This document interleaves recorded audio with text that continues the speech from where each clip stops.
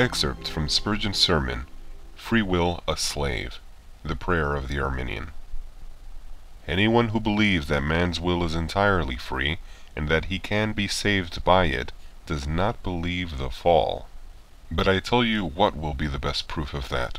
It is the great fact that you never did meet a Christian in your life who ever said he came to Christ without Christ coming to him.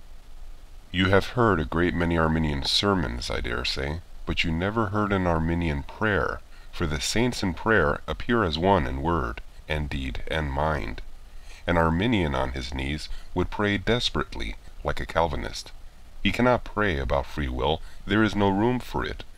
Fancy him praying, "Lord, I thank thee I am not like those poor presumptuous Calvinists, Lord.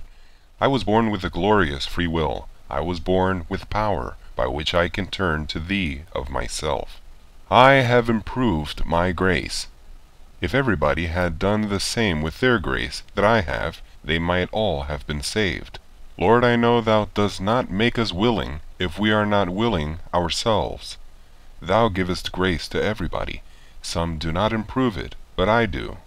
There are many that will go to hell, as much bought with the blood of Christ as I was. They had as much of the Holy Ghost given to them. They had as good a chance, and were as much blessed as I am. It was not thy grace that made us to differ. I know it did a great deal, still I turned the point. I made use of what was given to me, and others did not. That is the difference between me and them. That is a prayer for the devil, for nobody else would offer such a prayer as that. Ah, when they are preaching and talking very slowly, there may be wrong doctrine, but when they come to pray, the true thing slips out. They cannot help it. If a man talks very slowly, he may speak in a fine manner. But when he comes to talk fast, the old brogue of his country where he was born slips out. I ask you again, did you ever meet a Christian man who said, "I came to Christ," without the power of the Spirit? If you ever did meet such a man, you need have no hesitation in saying, "My dear sir, I quite believe it, and I believe you went away again without the power of the Spirit, and that you know nothing about the matter, and are in the gall of bitterness and the bond of iniquity." Do I hear one Christian man saying, "I sought Jesus before he sought me. I went to the Spirit, and the Spirit did not come to me"?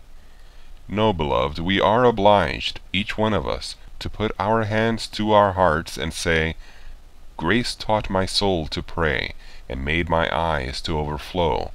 'Twas grace that kept me to this day, and will not let me go."